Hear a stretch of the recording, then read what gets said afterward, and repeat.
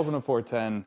Everyone, thank you for joining us. As you're watching, if you're not subscribed, make sure you hit that subscribe button, follow, comment. This is a special day because we have one of the most important people in Maryland soccer. If you don't know him, you'll get to know him by the end. He's involved in tournaments. He's helped leagues, Hall of Fame. We're going to talk all about this here today. But with me is Mr. Fran. How are you doing today? Well, thank you very much, Gio, for this opportunity to speak. And thanks for the introduction as being one of the most important soccer people. Because if you look at history, my history, prior to age 30, I have no history, at least in soccer. I played some soccer as a kid, but that wasn't my first love. My first love was baseball, and I tried to be the next Mickey Mantle. And people nowadays ask me, say, "Who's Mickey Mantle?" I say, well, he's the olden days, Mike Trout. So, but anyway, I found out in baseball, I was decent, but I really wasn't that good to go anywhere with it. So I kind of, after college, I got into playing slow pitch softball, and the sponsor was this Angle Inn in O'Donnell Heights. And so that's pretty much what I did in the 70s. Then 1979 came around. And the Houston Summit came to Baltimore and became the Baltimore Blast. And indoor soccer was a frenzy. And my claim to fame with soccer is that I have 3 younger brothers that were excellent soccer players. The best was Dennis, who played at Loyola on their 1976 national championship team. So they wanted to get an indoor team together. So I had already been coaching at Angle Inn and organizing their team. So I said, okay. We got the Angle Inn sponsorship. We formed an indoor team. And we were pretty good. For the 80s, we played, and I was getting used to coaching the game. And then the late 80s, they wanted to play outdoor, so we got an outdoor team in the Maryland Majors, the 2nd division, I believe.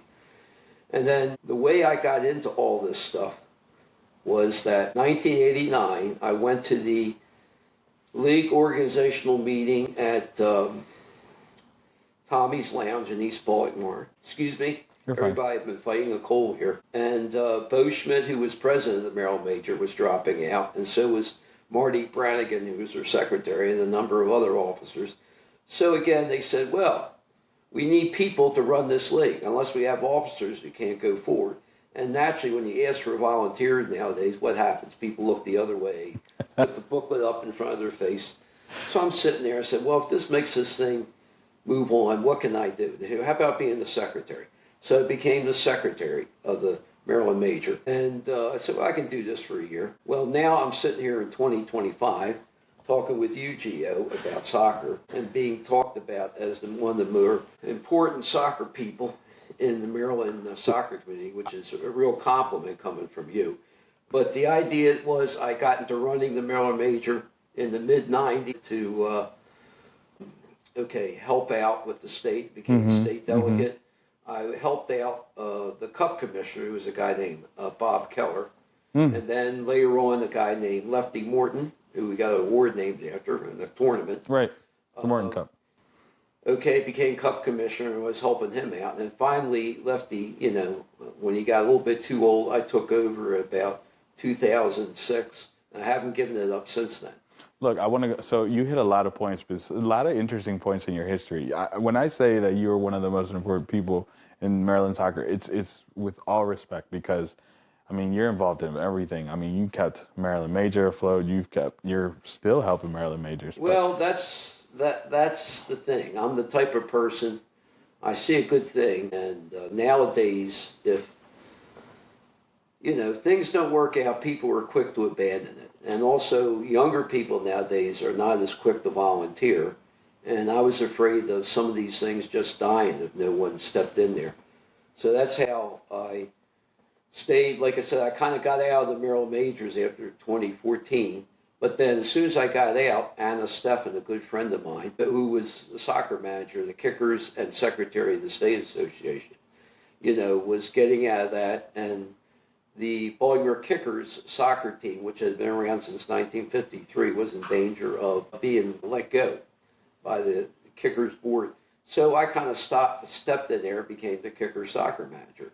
So we've been keeping that going on. So I'm the general soccer manager of the Kickers. I also, in my times to say, I'm the secretary of the Maryland State Soccer Association. I am the Maryland State Cup Commissioner.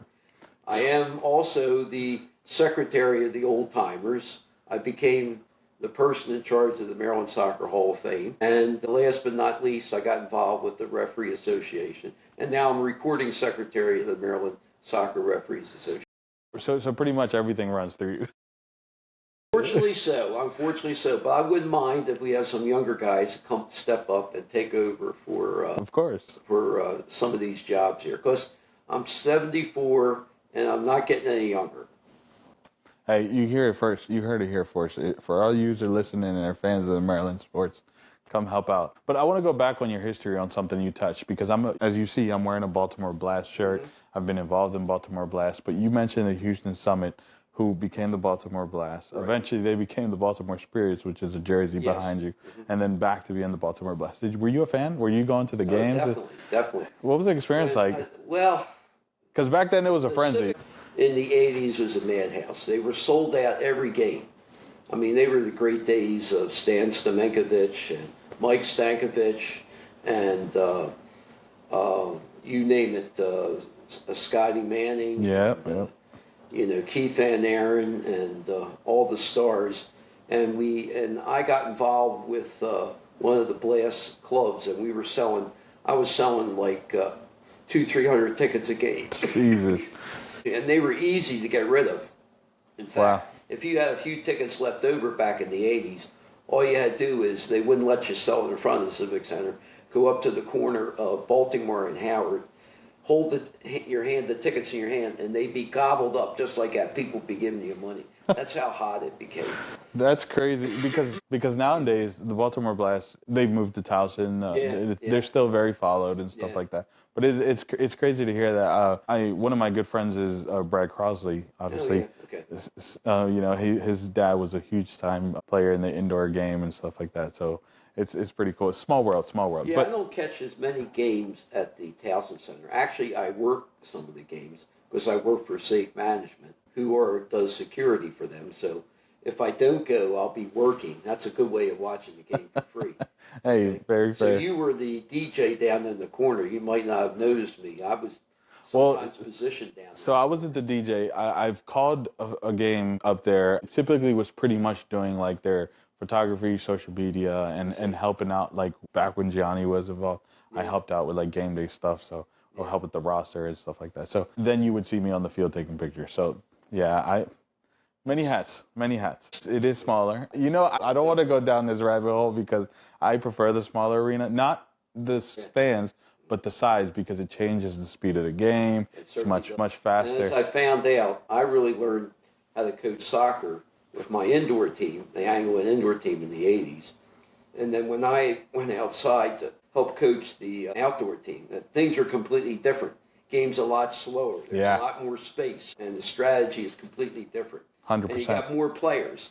So I had to adjust to all that. Of course, it's way different. Speed's faster, the game's faster. But here, let's get back to outdoor, because that's the big thing for you. And you mentioned a huge amount of roles. You're involved in everything. Yeah. But one of the big ones is the the Hall of Fame now /Legend. That belongs to the realm of the Maryland Old Timers Soccer Association. Right.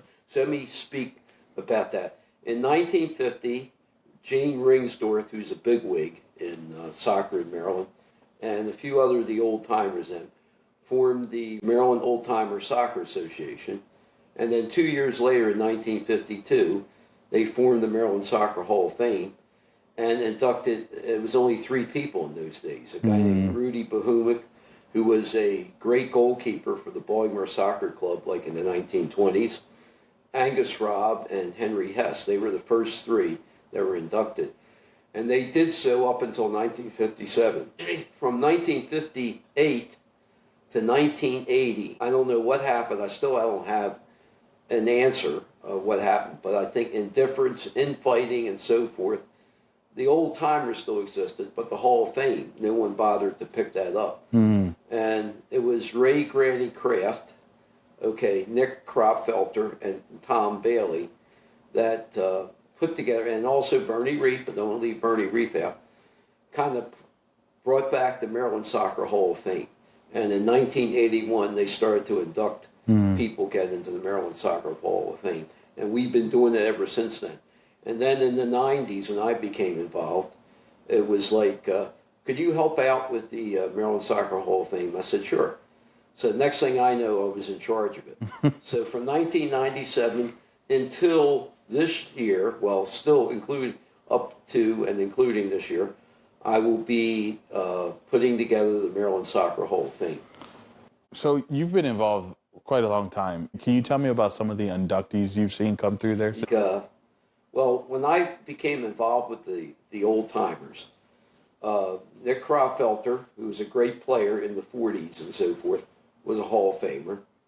Bob Quigley, a great player in Locust Point in the 40s and 50s, was the secretary. Tom Bailey, a great player at Loyola, also in the 30s, 40s, and 50s, was the secretary.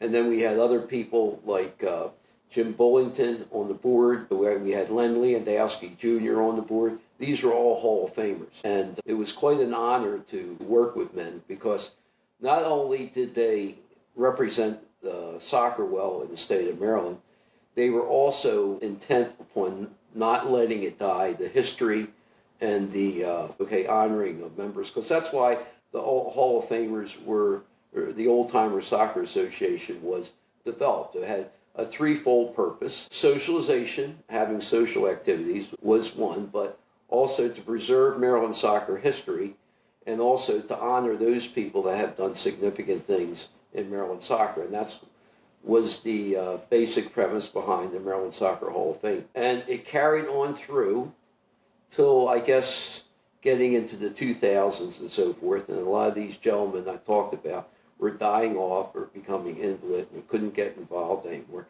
And then, just like anything, there's a lot of indifference. People could care less about, putting their time in and so forth. And then we went younger, and we got kind of in the late 2000s, about 2018 or so, we got Phil Terabasi, great player at Loyola, a circuit court judge, became president, and we brought in other younger guys, and then Mike Libber took over when Phil dropped out.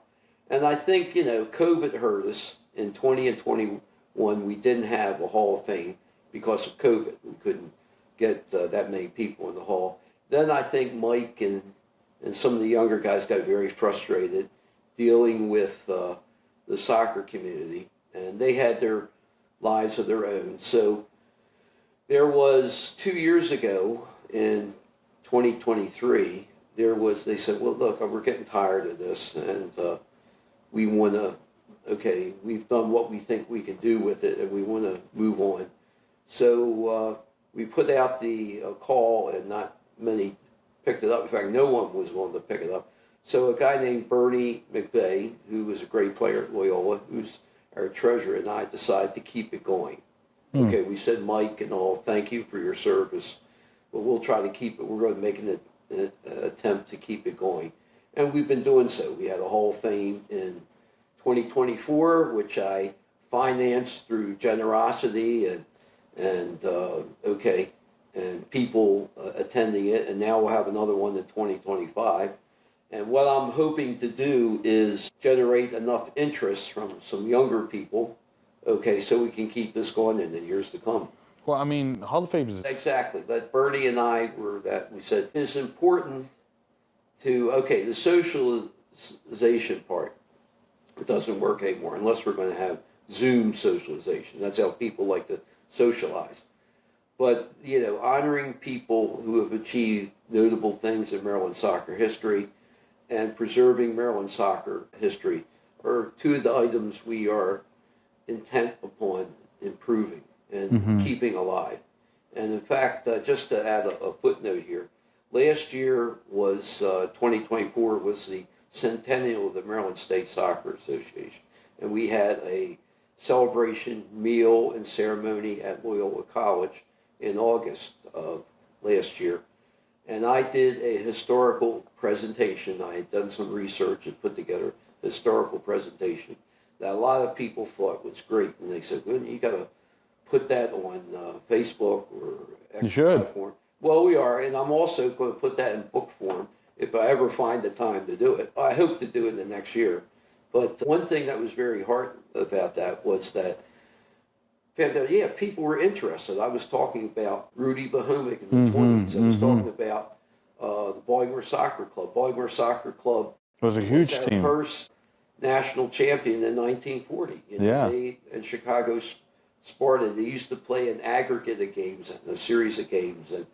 And they tied in the first two games, and they were supposed to go back to Chicago. But I guess money, and again, money and infighting and so forth prevented that from happening. So U.S. Soccer, for a good while, said, okay, there's no champion. And then finally, after lobbying for a good while, they called Sparta and Baltimore Soccer Club co-champs. So we're happy about that. Yeah. And there's a lot of other interesting stories I found out.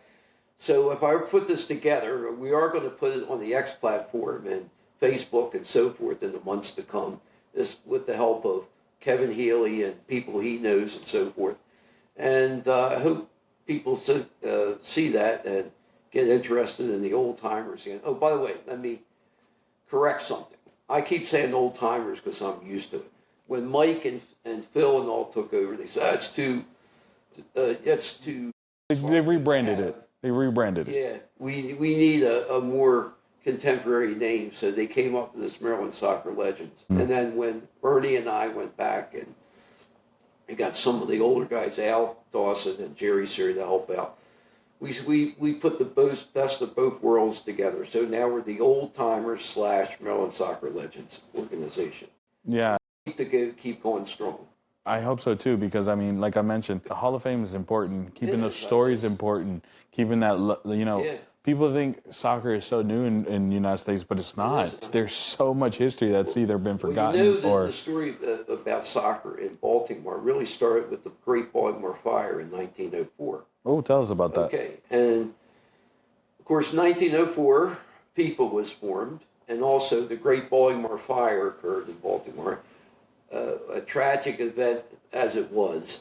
It destroyed most of downtown Baltimore, but a lot of good came out of it in the form of workers came from all over the world, skilled workers, masons and plumbers and carpenters and you name it, okay, bricklayers came from all over the world to work in Baltimore, but a large contingent came from Scotland and England. And they helped rebuild downtown Baltimore, and then they decided, well, it's nice, we're going to stay here.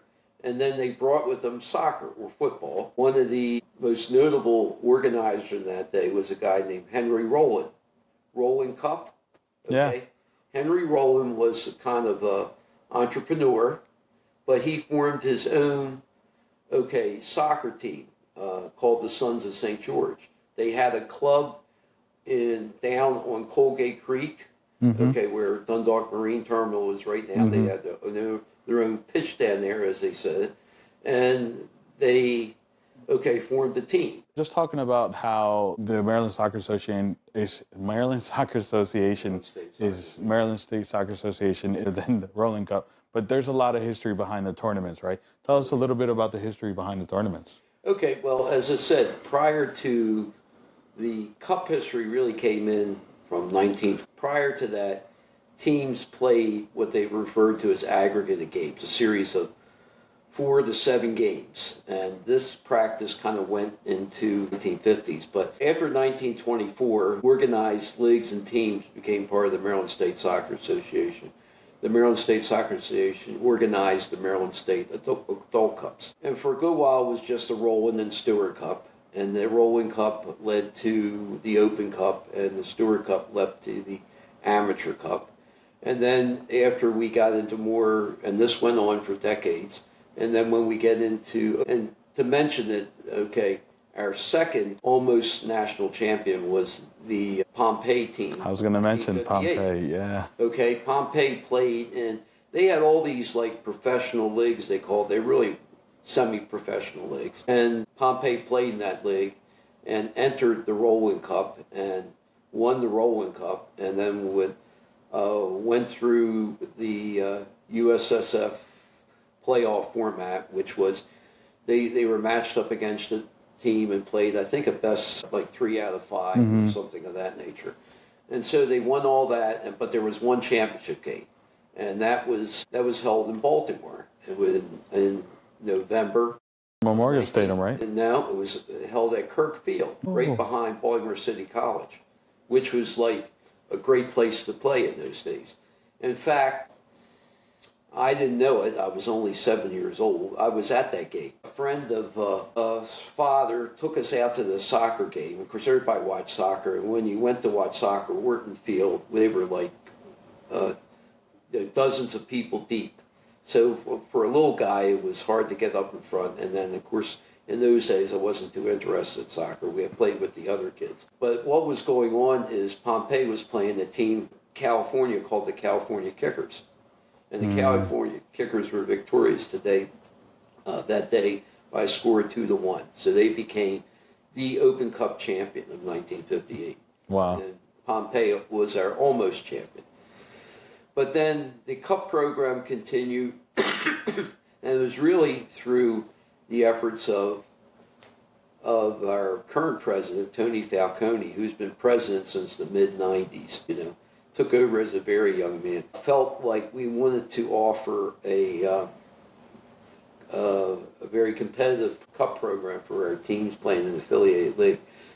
So was the Stewart and Roland were separate cups, and then we had the U.S. Open and Amateur were separate cups, and and then as the years went on, we started adding more cups. As we said, our old cup director, Darwin Lefty Morton, passed away in 2010. So we formed a cup and named it in his honor. And then the USSF offered the senior cup. So now we have an over 30, an over 40, and an over 50. Christos was the over 50 champion last year, national champion. And then for our centennial, Mr. Falcone formed a new cup to play against rival teams in Northern Virginia. And this became the MDV Cup, Maryland District of Columbia of Virginia Cup, which you're going to be at tomorrow night. Yes, I am. And Noah Walker will be at tomorrow in Baltimore. But that really caught on. We weren't sure if that was going on, but the teams love playing against each other. So now we have 7 cups. We have Roland, Stewart, Morton, DMV, and the over 30, over 40, over 50 cups. So I hope we don't have too many more, because it's hard for me to keep track of and get rent fields and so forth. It's a big lift. I mean, that's why I mentioned how important you are to the history and the lifeblood of Maryland soccer, because that's a lot of work in itself. Yeah, it's a lot of work, and just as they say, I'm not smart enough to get out of it yet. But it's important, because once the teams get into it, it's amazing how excited they get. Playing that, and then we're very honored to offer that type of service to our clubs, our affiliated clubs, and just not be champions of leagues and so forth, but get a chance to play regionally and nationally. Yeah, I think it's huge. I think teams need it.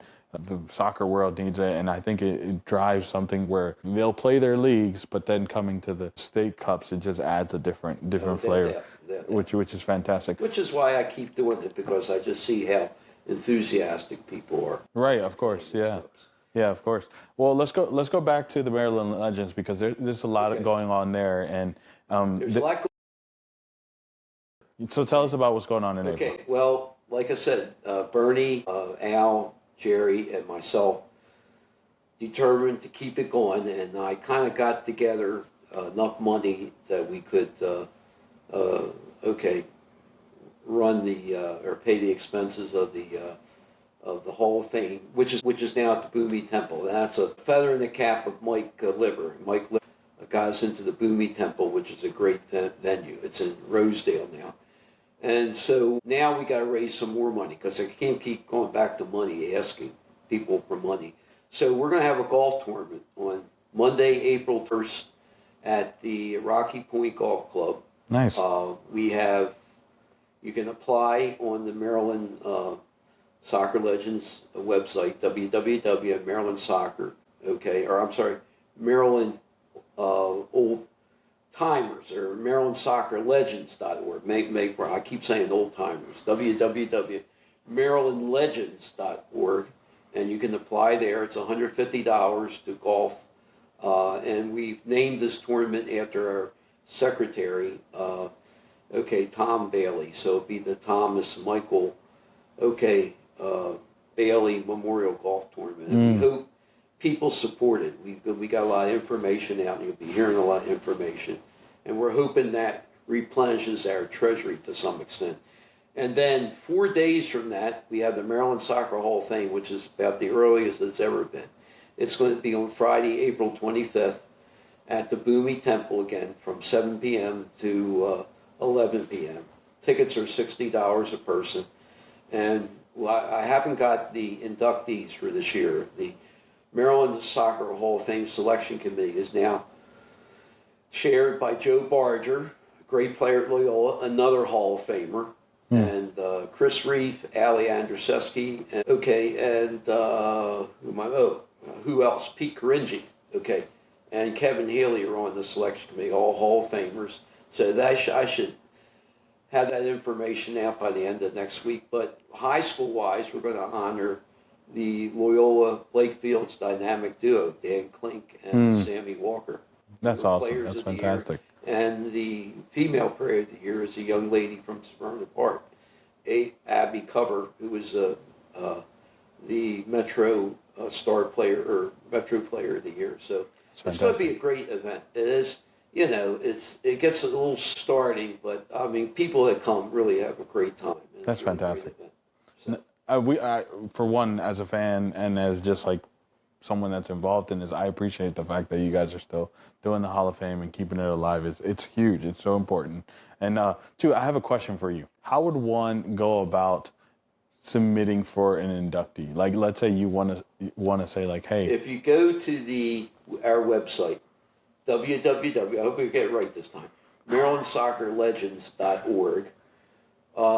If you go under. So you can do it online. Okay, do it online. If you go in there, forget the menu, but you can go down. There is a form to fill out. It's a application. But also you can also call me. And I also have, for some people that people don't like to get information together. I've gotten information together and submitted a form, like for old Fritz Steppen. And right. Yeah. I mean, he was hard to put two words together. So I sat down in the Wendy's on Harvard Road in 1998, and we sat out and wrote up this application, and he got inducted in 1999. Wow. See, I mean, you do so much for well, soccer. Like I said, you wonder, like I said, do I do all this? I just do it to help people, and I found out, getting involved with soccer, there's a lot of great people in the soccer community. Yeah. So, and all these years working with the Hall of Fame, it's amazing to me. It gives me energy to see how excited and honored people are to get these awards and to be inducted. So it gives me that encouragement to go on to the next. It revitalizes you to keep going. Without doubt.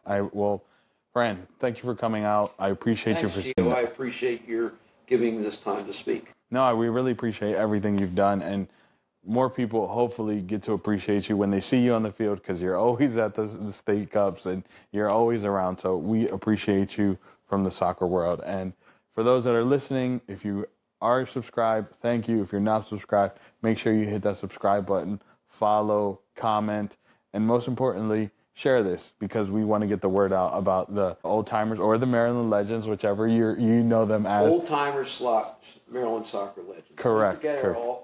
Golf tournament April 21st, and of course the Maryland Soccer Hall of Fame 2025, Friday, April 25th, also at the Boomy Temple. There you go. You can get tickets on our website. There you go. We appreciate you. Thank you for your time. Have a great night.